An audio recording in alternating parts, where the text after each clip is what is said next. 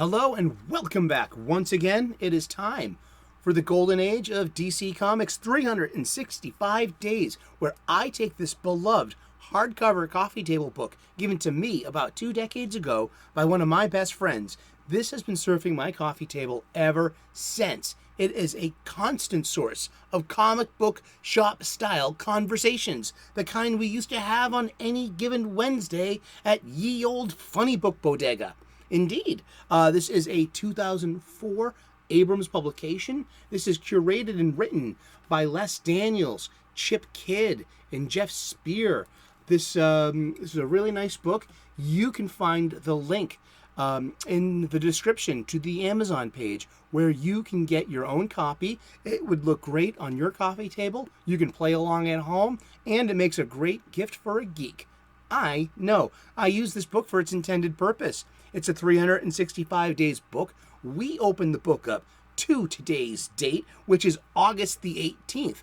We're going to look at some comic book art from an Antediluvian age. We'll read the blurb, and then we're going to talk about comic books. And we're going to talk about comic books every day for the rest of the year. The golden age of DC Comics runs between 1938 and 1955. The Silver Age between 1956 and 1970. The Bronze Age, I'm a Bronze Age baby, runs between 1970 and 1985. And the Copper Age begins in 1985. I use the current Overstreet's price guide and their mighty glossary to come up with a standard for the ages of comics, such as this. I love to have conversations about what current age are we in? What age did we just leave? Because I really don't see how 1985 until now or 1992 until now is a legitimate age. I think there's a few breaks in between, and I'd love to be part of that conversation to better define the ages of comic books. I love talking about comic books. I'm so happy you're here, and I'm so blessed that you're tuning in right now. Thank you so very much. I also do something called the escapism caveat. I include that at the end of the videos now in one of the corners. You'll see it. And where I elaborate on escapism versus activism. There's place for both. The world's wide enough for both. What's the hullabaloo about? Tune in and find out. Smash that like button. Like and subscribe. I would love to be part of your daily YouTube day. And yeah, let's get to it. It is August the 18th. And I hope you're having a wonderful day. I also hope that you're not being clobbered by your problems. That actually it's the reverse. That you are clobbering your problems. Stand up to those problems. And you know what I mean? Don't take any guff from those problems. Say, hey, you. Yeah, exactly. And today is August the 18th, and it's a couple of very old friends of mine. This is art by Jim Mooney from Star Spangled Comics number 127, cover dated April of 1952. The Game of Death. Dun dun dun. Robin, they're making me walk the last mile. Why don't you save me? Why? And look, there's the execution chamber. And I want to point out, too, that the two people leading Batman to either the gas chamber or the electric chair or the hangman's noose, 13 steps, and give him enough rope, please. They used to call that mercy back in the day. Seriously. Whatever fate awaits him. Look at the type of fedora hat and the Tommy gun that he's got. Also, the second guy in the bearded man has a 45 automatic. And it's just, to my knowledge, the police used to carry revolvers while gangsters carry 45s and Tommy guns. And in reality, it was probably a bit of both on both sides, right? So let's read the blurb. Batman, the crime fighter, who has sent scores of murderous outlaws to justice, now being made to walk the last mile himself. That's the strange twist of fate that results when an underworld killer seeks a bizarre revenge against the famed lawman and, ironically, Robin the Boy Wonder. is powerless to help his friend in the thrilling drama known as The Game of Death. Dun dun dun. I'm gonna need to wet my whistle after that. Thank you. Yeah, it's coffee table talk, coffee table book. Pull up a chair and your favorite cuppa. Let's talk comic books. Yeah. Ethiopian Yirgacheffe. Delicious. Here we go. Sometime the big splash panels that introduced stories were somewhat misleading, presenting images that were not to be found in the narrative, but offered a symbolic summary as a substitute. And sometimes these openings were downright deceptive. In this story, for example, Robin doesn't really abandon Batman. Sorry, huh? But actually saves him instead. And that guy who looks like honest Abe Lincoln is really a gangster named Gordy Benger, who has never even ran for president. You can't trust anyone. Wah, wah, wah. Waka waka. Yeah, and look, that is Robin, the boy wonder. You know, the original Golden Age Robin was 8 years old when he lost his parents to the Zuko brothers killed, or Boss Zuko had the Flying Graysons murdered, and little Dick, get your mind out of the gutter. Little Richard Grayson saw his parents dead in front of him, just like Bruce Wayne did.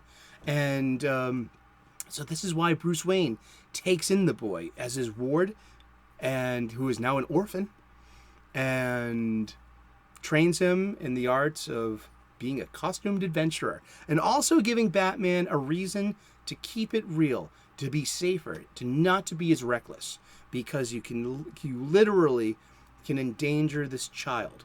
Now, it's not about child endangerment. That's too much intersectional reality.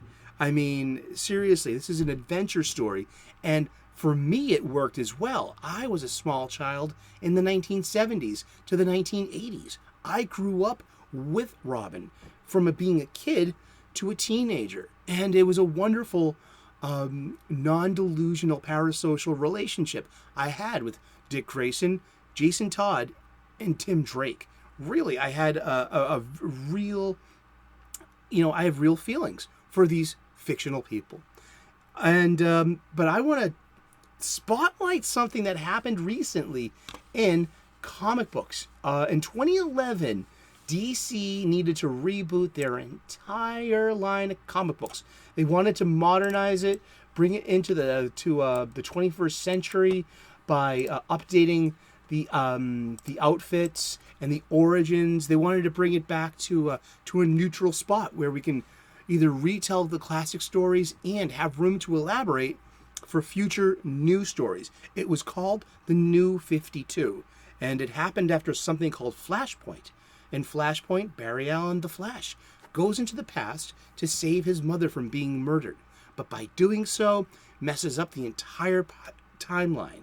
So by the end of it, he has to go back, accept, his fate and his mother's role in that fate, and then by the time he comes back to the restored present, everything's just a little updated.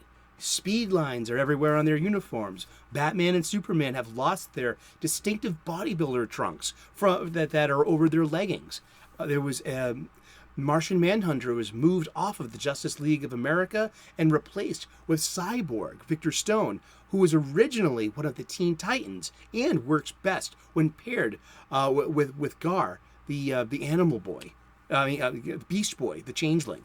And that archetypical relationship, if you've ever watched one of those Teen Titan cartoons. Those Teen Titan cartoons are really, really wonderfully accurate to the Wolfman Perez days of the late 70s, early 80s.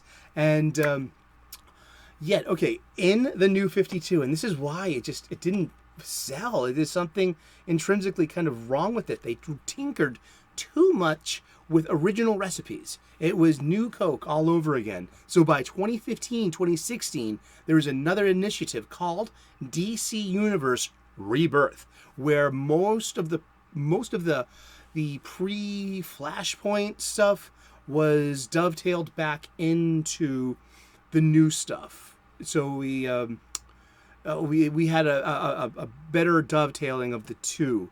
But one thing I think that they screwed up royally was Robin. Robin in the New 52, okay, not being 8 years old and being a child who grows up.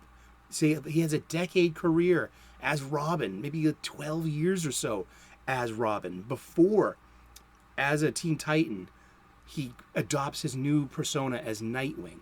So he had been training and studying with Batman all that time.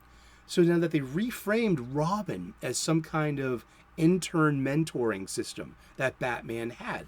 And so, okay, in the New 52, not only do they also screw up their suits royally too. I mean, Robin is a kind of a simple suit. It has an iconic color combination and the distinctive iconic, the R. And so yeah, Richard Grayson became Robin at the age of 16 and retired the mantle after a fight with Bruce Wayne to become Nightwing, probably within the first 2 years, because they had something in the New 52 called the 5-year rule, where everything was new to 5 years. So the Justice League formed 5 years ago. Batman debuted 5 years ago. Superman debuted 5 years ago. Wonder Woman came to the United States from Themyscira, you guessed it, 5 years ago. And so to fill in that 5 years, it gives us room for new stories and a new foundation, but it didn't stick, it didn't sell, and it was completely off recipe, such as with Dick Grayson becoming Robin at 16. I mean, because there was no interest in selling funny books to children. There is now, it's all about direct sales. It's about the comic book shop, and it's about going to trade paperbacks. It's not about the floppy magazine. You know, let me grab one. It's not about getting this off of a spinner rack at your local grocery store or the newsstand. You know, it's not about this anymore. It's about the collection and the trade paperback. Usually collects 4 to 6 issues, maybe sometimes 12, which is a complete story run, and that's when it was just time to bring DC into the 21st century. It didn't work. But yeah, okay, so Jason Todd, an extremely violent and erratic Robin who ended up being killed by the Joker. Tim Drake becomes Robin shortly after Jason's death at the hands of the Joker. He retired and became Red Robin. He is also a great detective. Damian Wayne, an aggressive Robin who is killed while wearing the mantle. This is true. Thanks. To wet my whistle. And so that was in the first 5 years. This undiscovered 5 years. So yeah, they try to do too much in too little time, in my humble opinion. Yeah, New 52 messed a lot of things up, and Robin was one of them, because I have a saying in the kitchen, being a chef, KISS, kiss. Keep it simple, Sully. Keep it simple, stupid. Keep it simple, silly. Something like that. So, and it was simpler when it was about a kid being part of this grand adventure. It wasn't about child endangerment. It was always about power fantasies, wish fulfillment, and being part of the action and having escapism. It was fun. I mean, there's one thing, intersectional reality, I would like to enforce, though, and with these kid sidekicks. I think that they all should be wearing helmets. Seriously. You wouldn't let your kid play any sport, a contact sport, without a helmet? Well, isn't costume crime adventuring a contact sport? I mean, geez, poor Dick Grayson's been hit in the head so many times. He, I would actually do a CTE, a concussion traumatic, and thing with him. He must have so many, he must have gotten so many boxer's fractures, on his hands. you know, and he's been hit. He doesn't have a cowl. He doesn't. At least Batman's cowl protects his head. You know, shouldn't Robin have one too? Damian Wayne. He's a kid. He's 14 now, but still, I mean, these kids should be wearing helmets. There should be some kind of sidekick or teen apprentice or Teen Titans mandate. All kid heroes have to wear a helmet until the age of 18 or 21. What do you think about that? I would like to know what you think about my hard-headed notion about kid sidekicks wearing helmets. And like, if you're going to be doing intersectional reality and trying to, you know, shape culture, I think, you know, and using a comic book to do so, I mean, if I wanted to use some activism in comic books, I would choose to make kids a bit more conscious about protecting their heads. Kids go out on bikes, rollerblades, skateboards, and contact sports wearing helmets.